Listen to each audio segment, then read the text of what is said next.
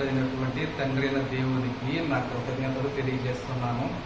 ఈ సమయంలో మన అంశాన్ని ప్రారంభించుకుందామండి.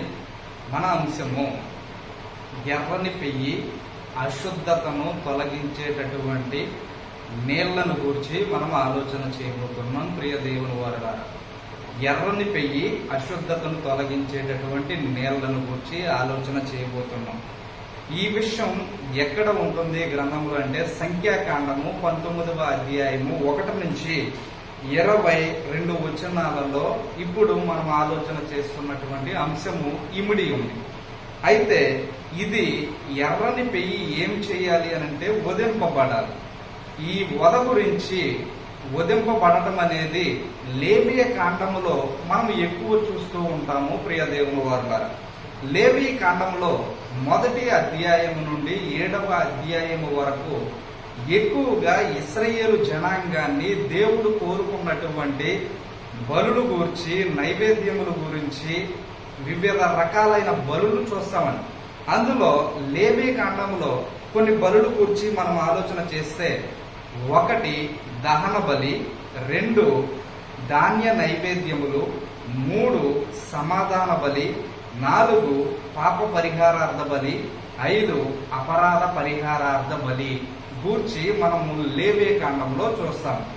ఈ లేవియ కాండంలో వధింపబడినటువంటి లేక దేవునికి అర్పణలుగా తెచ్చినవి ఏం చేయాలి అనంటే, మొదట మనం చూసినటువంటి దహన బలి గురించి ఆలోచన చేస్తే, ఒక వ్యక్తి దేవునికి అర్పించాలనుకునే బలిని తీసుకొచ్చి, అంటే గొర్రె మేకలలోది కానీ, గోవులలోది కానీ, అలా ఏదైతే గువ్వలలోని కానీ తీసుకొస్తే దాని తల మీద చేతులుంచి ఆ వ్యక్తి వధించినప్పుడు, అంటే యాజకుడికి అప్పగిస్తే యాజకుడు చేత నియమింపబడిన వ్యక్తి ఎవరైతే దానిని వధిస్తారో ఆ వధించేటప్పుడు దాని మీద చేతులు ఉంచితేనే ఆ వ్యక్తి వధించినట్లుగా మనము గ్రంథంలో చూడగలమని.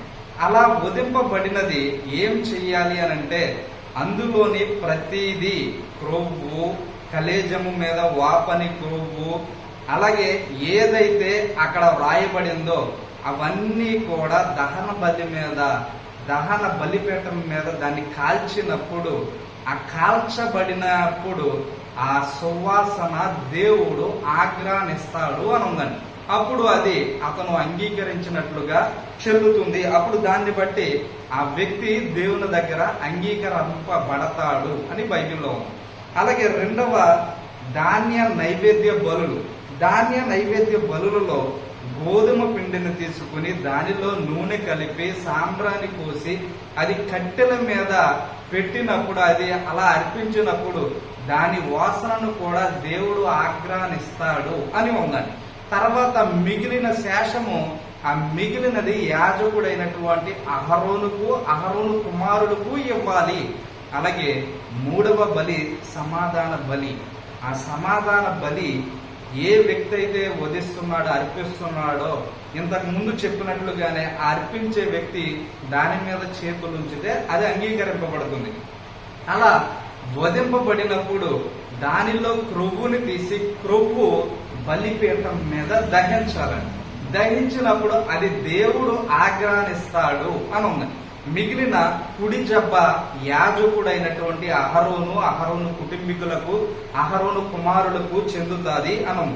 మిగిలిన మాంసము ఎవరైతే వధించాడో ఆ వ్యక్తి 1-2 రోజులలో తినాలి.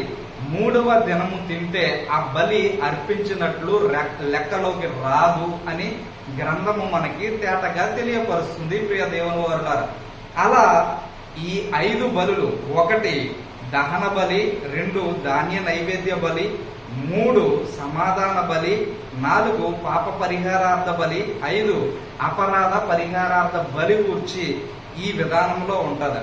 కానీ ఇప్పుడు మనం చెప్పుకునేటటువంటి బలి దేనికి అనంటే, ఇశ్రాయేలీలు అపవిత్రపరచబడినప్పుడు వారు పరిశుద్ధపరచబడడం కోసం దేవుడు ప్రత్యేకముగా ఏర్పాటు చేసినటువంటి బలి. ప్రియ దేవుని వారులారా, ఈ ఎర్రని పెయ్యి. ఎర్రని పెయ్యి గురించి ఆలోచన చేసేదానికి ముందుగా మనము చూడవలసినది, అసలు వీరు ఎందుకు అపవిత్రులయ్యారు అనేది మనం ఆలోచన చేద్దామండి. సంఖ్యాకాండము 19వ అధ్యాయము 11వ వచనంలో నేను చదువుతున్నాను, చూడండి. ఏ నరశవమునైనను ముట్టినవాడు 7 దినములు అపవిత్రుడై ఉండును. 7 దినములు అపవిత్రుడై ఉండును. అలాగే ఇదే అధ్యాయములో 14వ వచనం చదువుతున్నాను, చూద్దామండి. ఒకడు ఒక గుడారములో చచ్చిన ఎడల దానిని గూర్చిన విధి ఇది: ఈ గుడారములో ప్రవేశించువాడును ఆ గుడారములో నున్నది యావత్తును 7 దినములు అపవిత్రముగా ఉండును. మనం చదువుకున్న 11వ వచనంలో శవాన్ని ముడితే అపవిత్రత అండి. కానీ ఇక్కడ ఈ 14వ వచనంలో ఒక గుడారములో ఒక వ్యక్తి చనిపోతే ఆ గుడారములోనికి ఎవరైతే ప్రవేశిస్తారో వారు అపవిత్రులు, ప్లస్ ఆ గుడారములో ఉన్నది యావత్తు అపవిత్రముగా ఎంచబడుతుంది. ఆ గుడారములో ఏదైనా మూత తీసి ఏదైనా ఉంటే అది అపవిత్రముగా ఎంచబడుతుందండి. ఇప్పుడు 3వ రకమైనటువంటి అపవిత్రతను చూస్తున్నాం 16వ వచనములో. బయట పొలములో ఖడ్గముతో నరకబడిన వానినైనను, శవమునైనను, మనుషుని ఎముకనైనను, సమాధినైనను ముట్టువాడు 7 దినములు అపవిత్రుడై ఉండును. ఇది 3వ రకమండి. శవాన్ని ఎవరైనా నరకబడి చనిపోతే ఆ శవాన్ని కానివ్వండి, ఆ నరకబడిన వ్యక్తిని కానివ్వండి, లేకపోతే సమాధిని కానివ్వండి, ఎముకను కానివ్వండి, ముట్టిన వాడంట 7 దినములు అపవిత్రుడై ఉంటాడు. ఇలా ఇశ్రాయేలు జనాంగం ఏ తప్పు పని చేసినప్పటికీ, ఏ అపరాధములో ఉన్నప్పటికీ దేవుడు వారిని అంగీకరించడం కోసం ఇటువంటి బలులను ఏర్పాటు చేశాడండి.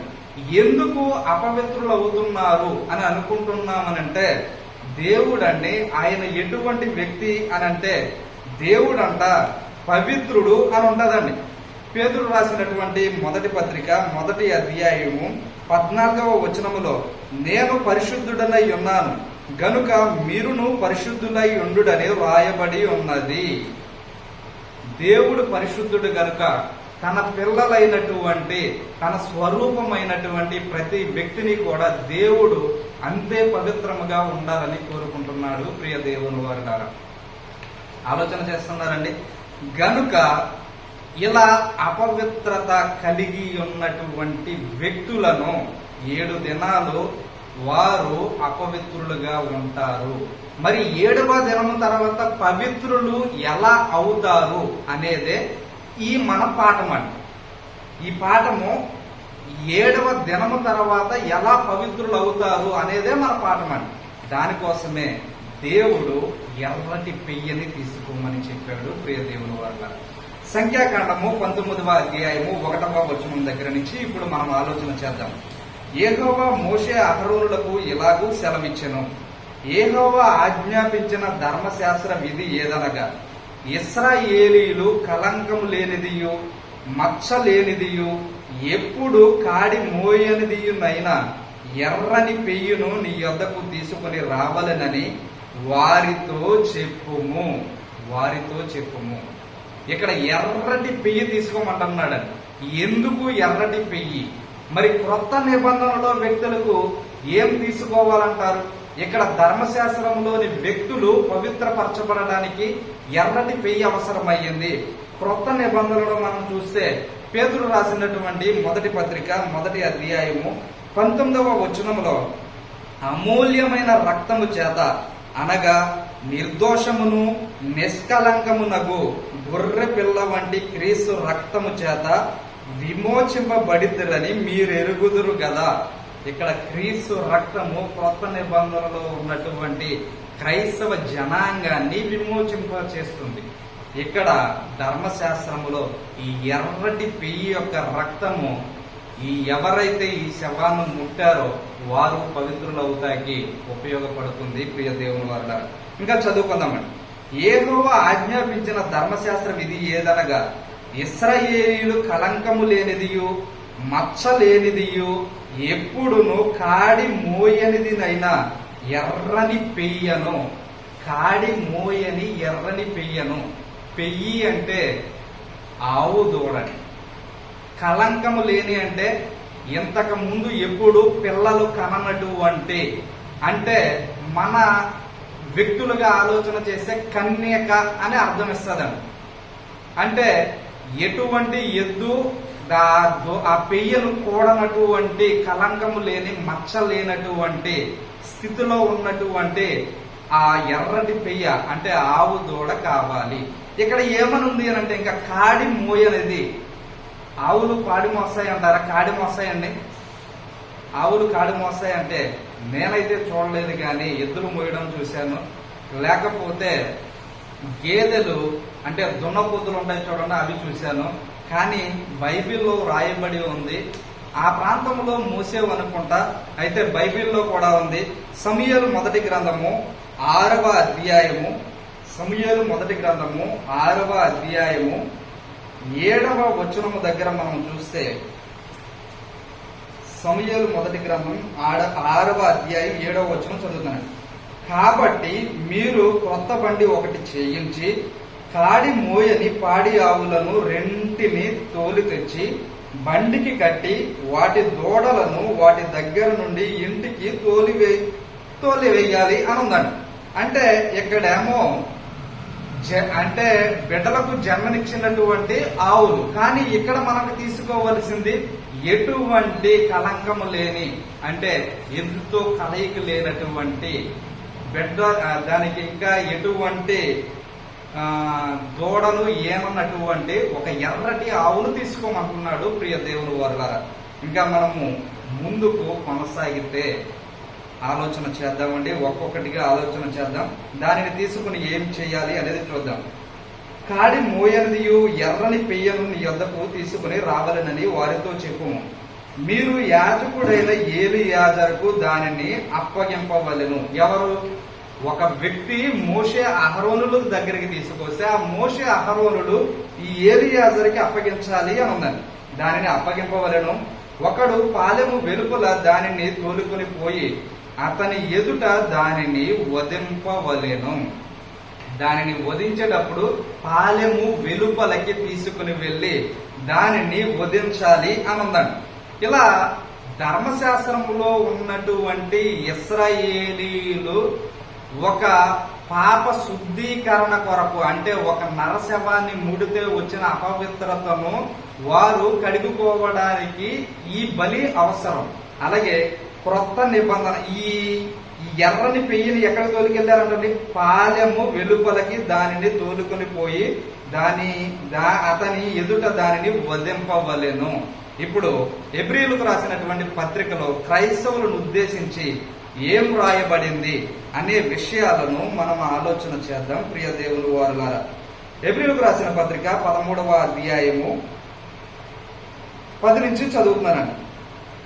మనకొక బలిపీఠం ఉన్నది, దాని సంబంధమైన వాటిని తినుటకు గుడారములో సేవ చేయు వారికి అధికారము లేదు. వేటి రక్తము పాప పరిహారార్థముగా పరిశుద్ధ స్థలములోనికి ప్రధాన యాజకుని చేత తేబడును. ఆ జంతువుల కళేబరములు శిబిరమునకు వెలుపట దహింపబడును. కావున యేసు కూడా తన స్వరక్తము చేత ప్రజలను పరిశుద్ధపరచుటకై గవిని ఎదుట శ్రమ పొందెను. ఇక్కడ ఎర్రటి పెయ్య ఎక్కడ శ్రమ పొందుతుందండి? ఎక్కడ వధింపబడాలి అని అంటే పాలెము వెలుపల. అలాగే క్రీస్తు ప్రభు కూడా క్రైస్తవులైనటువంటి మన పాపాల నిమిత్తము ఆయన కూడా గవిని బయట తన స్వరక్తం మెచ్చుకుని ఆయనే వెళ్ళాడు. కానీ ఇక్కడైతే ఒక ఎర్రని పెయ్యను, ఇక్కడ యాజకుల రక్తం కదండి, అక్కడైతే ప్రధాన యాజకుడైనటువంటి క్రీస్తు రక్తమే. కానీ ఇక్కడ ఎర్రటి పెయ్య. ప్రియ దేవుని వారు ఆలోచన చేద్దామండి. ఇంకా మనం ముందుకు కొనసాగితే అతని కన్నుల ఎదుట, అంటే 5వ వచనం నుంచి చదువుతున్నానండి, 4వ వచనం. యాజకుడైన ఏలీయాజరు దాని రక్తంలోనిది కొంచెము వ్రేలుతో తీసి ప్రత్యక్షపు గుడారం ఎదుట ఆ రక్తములో కొంచెము 7 మారులు ప్రోక్షించాలంటాను. అంటే ఎక్కడైతే వధించారో దాని రక్తము తీసుకుని ప్రత్యక్ష గుడారం ఎదుట 7 మారులు ఇలా ప్రోక్షించాలి అని ఉంది. ప్రియ దేవుని వారులారా, 7 మారులు ప్రోక్షింపవలెను. అతని కన్నుల ఎదుట ఒకడు ఆ పెయ్యను దహింపవలెను. ఇప్పుడు ఏలియాజరు దగ్గరకు వచ్చింది. ఏలియాజరు దగ్గరకు వచ్చిన తర్వాత ఒక అతను వధించాడు. వధించిన తరువాత అతని కన్నుల ఎదుట ఒకడు దానిని దహింపవలెను. దహించేది ఏలియాజరు కాదండి, వధించేది ఏలియాజరు కాదండి. ఓకేనండి. ఇప్పుడు ఆ ఒకడు ఏం చేస్తున్నాడు అని అంటే, ఏలియాజరు ఎదుట దానిని దహింపవలెను అనే వచనాన్ని మీరు చూశారు. దాని చర్మమును దాని మాంసమును ఏ ఎర్రటి పెయ్యనైతే వధించారో దాని చర్మాన్ని, మాంసమును, రక్తమును, పేడయును దహింపవలెను. దహింపాలి. కానీ అక్కడ దహింపింది ముందు లేవే కాండం గురించి మనం చెప్పుకున్నాం కదండి. దహన బలి, నైవేద్య బలి, సమాధాన బలి, పాప పరిహారార్థ బలి, అపరాధ పరిహారార్థ బలిలో అవి దేవుడు సువాసనను ఆగ్రహించడానికి ఉంది. అలాగే యాజకుడు కుడి జబ్బలోది తీసుకుని తినడానికి ఉంది. బోధించిన వాడు మిగిలిన మాంసాన్ని, అంటే ఎవరైతే తీసుకొచ్చారో అతను మిగిలిన మాంసాన్ని తినడానికి ఉందని. కానీ ఇక్కడ ఏం చేయాలి అని అంటే, మొత్తము ఆ బలిపీఠం మీద కాల్చివేయాలి అని ఉందని. దహింపబడవలెను. 5వ వచనం ఎండింగ్లో నుంచి చదువుతున్నాను. దహింపవలెను. మరియు ఆ యాజకుడు దేవదారు కర్రను, ఇస్సోపును, రక్తవర్ణపు నూలును తీసుకుని ఆ పెయ్యను కాల్చుచున్న అగ్నిలో వాటిని వేయవలెను. ఆ యాజకుడు అంట ఆ పెయ్యను ఎక్కడైతే కాల్చుతున్నారో ఆ అగ్నిలో దేవదారు కర్ర, ఇస్సోపు, రక్తవర్ణపు నూలు తీసుకుని ఆ పెయ్యను కాల్చుచున్న అగ్నిలో వేయాలంటని వాటిని వేయవలెను.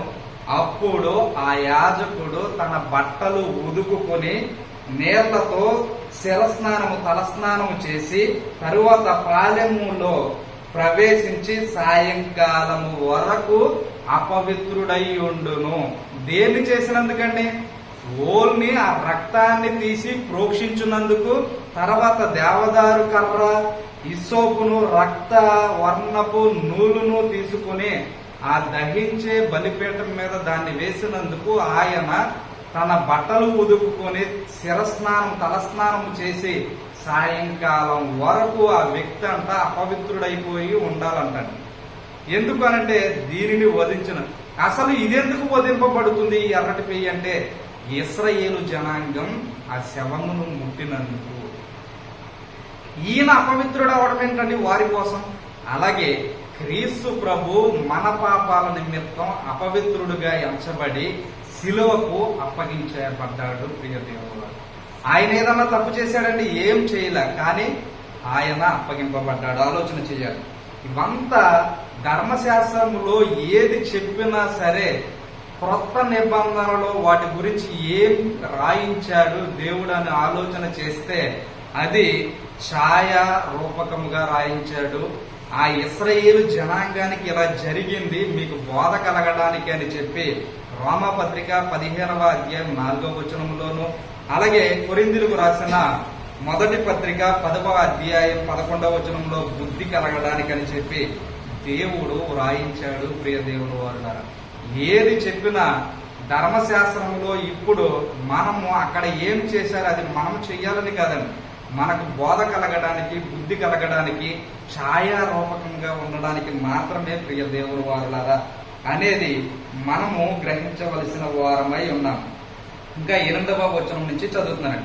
దానిని దహించిన వాడు నీళ్లతో తన బట్టలు ఉదుకుని, నీళ్లతో అంటే ఏలియాజర్ పని అయిపోయిందండి, ఆయన సాయంకాలం వరకు అపవిత్రుడై ఉంటాడు అని ఉంది. ఇప్పుడు మరియు అని ఇంత క్రితం మనం చూసాం చూడండి, ఆయన దహించిన వాడు ఆయన కూడా నీళ్లతో ఆయన బట్టలు ఉదుకుని శిరస్నానం చేసి సాయంకాలం వరకు అపవిత్రుడై ఉండును. మరియు పవిత్రుడైన ఒకడు, ఇంకొకరు వస్తున్నారు ఇప్పుడు, పవిత్రుడైన ఒకడు ఆ పెయ్యి యొక్క భస్మమును పోగు చేసి పాలెము వెలుపల పవిత్ర స్థలమందు ఉంచవలెను. ఏ పెయ్యినైతే కాల్చారో దహన బలిపీఠం మీద దహించారో దాని బూడిదను భస్మము తీసుకొచ్చి పరిశుద్ధ స్థలములో దానిని ఏం చేయాలనుందండి? ఉంచవలెను. ఉంచాలి ప్రియ దేవుని వారు. ఇంకా చదువుతున్నానండి. పాప పరిహారార్థ జలముగా ఇశ్రాయేలీల సమాజమునకు దానిని భద్రము చేయవలెను. భస్మాన్ని జలముగా భద్రం చేయడం ఏంటంటే, భస్మం జలం కాదండి. ఈ భస్మాన్ని తీసుకెళ్లి ఎవరైతే అపవిత్రులుగా ఉన్నారో నరశవాన్ని ముట్టడాన్ని బట్టి 11వ వచనంలో ఉంటుందండి. నరశవాన్ని ముట్టడాన్ని బట్టి అపవిత్రత కలిగిన వ్యక్తి 7 దినాలు ఉండాలి అని, గుడారంలో చచ్చిన వ్యక్తి దగ్గరని చూడడానికి వెళ్ళిన వ్యక్తి 7 దినాలు అపవిత్రముగా ఉండాలి అని, లేక బయట ఎడారిలో అరణ్యములో ఒక వ్యక్తి కత్తివాత చనిపోతే, ఏదైనా మృగము చేత చనిపోతే, ఇలా ఏ రకంగా చనిపోయినా ఆ వ్యక్తిని ముట్టినవాడు కానివ్వండి, సమాధిని ముట్టినవాడు కానివ్వండి, లేక ఎముకను ముట్టిన వ్యక్తి కానివ్వండి, ఇలా అపవిత్రమైనటువంటి వ్యక్తులు ఈ భస్మములోనిది కొంచెము తీసుకుని ఏం చెయ్యాలి అని ఆలోచన చేస్తే, ఆ నీళ్లలో కలుపుకుని దానితో వారు శుద్ధి చేసుకోవాలని. ఈ పాఠం పేరు ఏంటంటే, అశుద్ధతను తొలగించే నీళ్లు, ఎర్రటి పెయ్యి యొక్క భస్మము అనేది మనం ఆలోచన చేస్తున్నాం. అవునండి. ఇప్పుడు ఆ వ్యక్తుల గురించి ఆలోచన చేస్తే ప్రియ దేవుని వారులారా, ఇక్కడ ఏముంది అనేది చూద్దాం. ఇంకా 12వ వచనం నుంచి చదువుతానండి. అతడు 3వ దినమున ఆ జలముతో పాప శుద్ధి చేసుకుని 7వ దినమున పవిత్రుడగును. ఎవరు? నరశవాన్ని ముట్టిన వ్యక్తి 3వ దినాన్న ఏం చేసుకోవాలంటే, పాప శుద్ధి చేసుకోవాలంట. ఆ జలముతో, ఆ బూడిద భస్మముతో, ఆ నీళ్లతో ఆ వ్యక్తి పాప శుద్ధి చేసుకుంటే 7వ దినము పవిత్రుడవుతాడు. 7 దినాలు అతను అపవిత్రంగా ఉంటాడు అన్నాడు. కానీ 3వ దినము దానితో శుద్ధి చేసుకుంటే మాత్రమే 7వ దినము అపవిత్రత నుండి పవిత్రుడిగా మార్చబడతాడు. లేని ఎడల ఆ వ్యక్తిని గురించి ఏమనుంది అంటే, అతడు 3వ దినమున ఆ జలముతో పాప శుద్ధి చేసుకుని 7వ దినమున పవిత్రుడగును. అయితే వాడు 3వ దినమున పాప శుద్ధి చేసుకొనని ఎడల 7వ దినమున పవిత్రుడు కాడు. ఇక్కడ ఒక ప్రశ్న అండి మనందరికి. ఏమిటి అని అంటే, ఇప్పుడు క్రైస్తవులు అని చెప్పుకుంటున్న వారు ఏం చేస్తున్నారో తెలుసండి?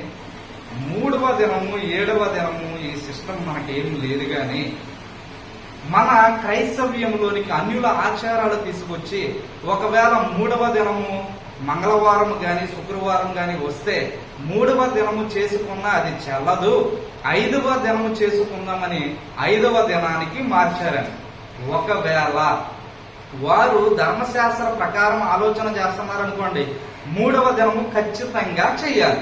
ధర్మశాస్త్రం అయితే అది మనకి బోధా బుద్ధి కలగడానికి మాత్రమే, మనం ఆచరించడానికి కాదు కదా. ఆలోచన చేయాలి. అది క్రీస్తునందు నెరవేర్చబడి కొట్టివేయబడింది. దాని క్రింద మనం లేము. దేవుడు దింపిన కాడిని మరలా మనం ఎత్తుకోకూడదు. అవునండి. అది మనకి కష్టమైన పని. దేవుడు మనకి సులువైన కాడిని మన మీద పెట్టాడు.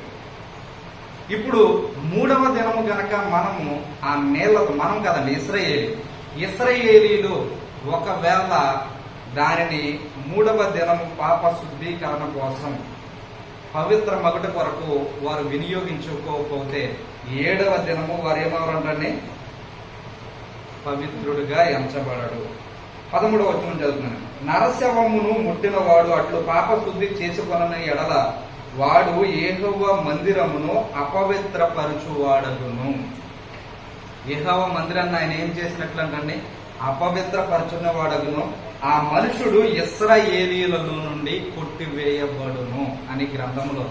3వ దినము ఎవరైతే పాప శుద్ధీకరణ చేసుకోరో ఆ వ్యక్తులు ఇశ్రాయేలు జనాంగంలో నుండి కొట్టివేయబడతారు. ప్రియ దేవుని వారు ఆలోచన చేస్తున్నారండి.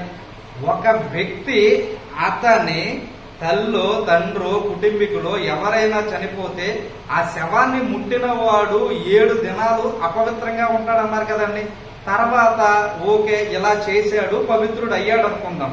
తర్వాత ఈ మధ్య కాలంలో మనం చాలా చూస్తున్నామండి.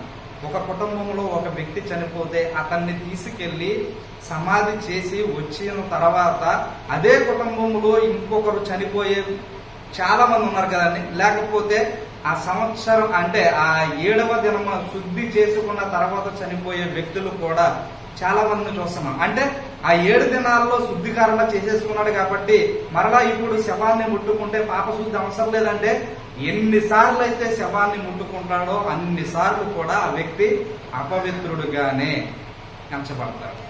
అవునండి. గనుక ప్రతిసారి వీరికి ఈ జలము, అశుద్ధతను తొలగించే జలము నిత్యము వీరికి అవసరం అయ్యేదండి. ఎప్పుడైతే ఆ అరణ్యములో నరకబడిన శవాన్ని గాని సమాధిని గాని లేక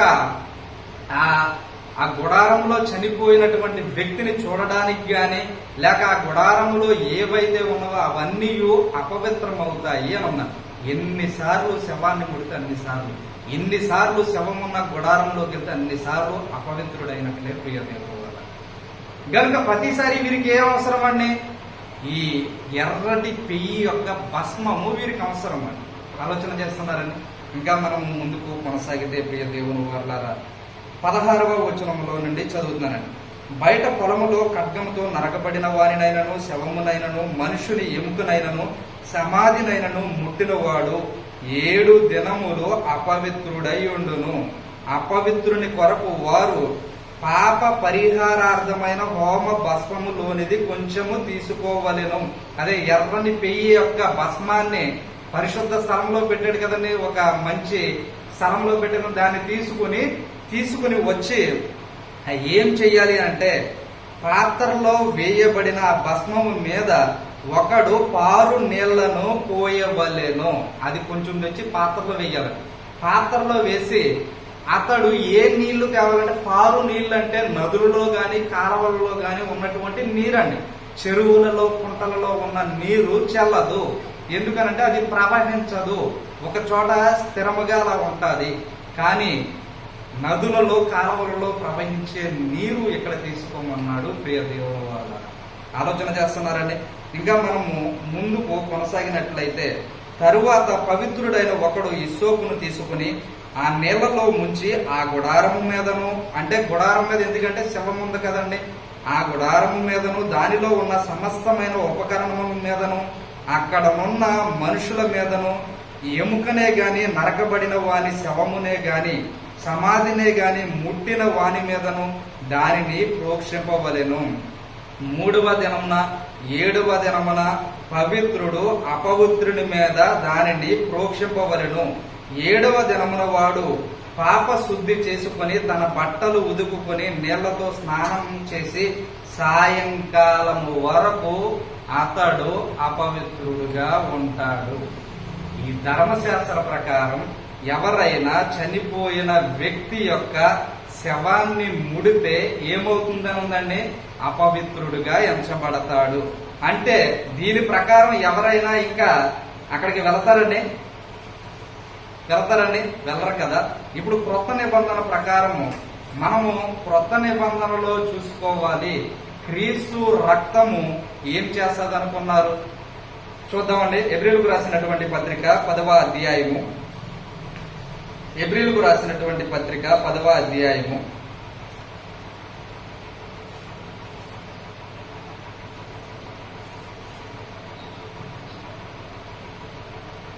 10వ వచనం నుంచి చదువుతున్నాను. యేసుక్రీస్తు యొక్క శరీరము ఒక్కసారియే అర్పించుట బడుట చేత ఆ చిత్తమును బట్టి మనము పరిశుద్ధపరచబడి ఉన్నాము. మరియు ప్రతి యాజకుడు దినదినము సేవ చేయుచు పాపములను ఎన్నటికీ తీసివేయలేని ఆ బలులనే మాటి మాటికి అర్పించుచు ఉండు. ఏ బలండి? ముందు చెప్పుకున్నటువంటి 5 బలులు, తర్వాత ఎర్రటి పెయ్యి అనే బలి, అది మాటి మాటికి అర్పింపవలసి వచ్చేది. కానీ ఈయన అయితే 12వ వచనం అండి, ఈయన అయితే పాపముల నిమిత్తము సదాకాలము నిలుచు ఒక్క బలిని అర్పించి అప్పటి నుండి ఆయన ఎప్పుడైతే శిలువ మీద అర్పింపబడ్డాడో అప్పటి నుండి సదాకాలము నిలుచు ఒక్క బలిని అర్పించి అప్పటి నుండి తన శత్రువులు తన పాదములకు పీఠముగా చేయబడు వరకు కనిపెట్టుచు దేవుని కుడి పార్శ్వమున ఆసీనుడాయనంటే క్రీస్తు ప్రభు 2వ రాకడ వరకు ఈ బలి చెల్లుతుందండి. ఆ ఒక్క అర్పణ చేత ఈయన పరిశుద్ధపరచబడు వారిని సదాకాలమునకు సంపూర్ణులనుగా చేసి ఉన్నాడు. ఈ విషయమై పరిశుద్ధాత్మ కూడా మనకు సాక్ష్యం ఇచ్చుచున్నాడు. ఏలయనగా ఆ దినములైన తరువాత నేను వారితో చేయబోవు నిబంధన ఇదే, నా ధర్మ విధులను వారి హృదయం నందుంచి వారి మనసు మీద వాటిని వ్రాయుదును అని చెప్పిన తరువాత వారి పాపములను వారి అక్రమములను ఇకను ఎన్నటికి జ్ఞాపకము చేసుకొనని ప్రభువు చెప్పుచున్నాడు.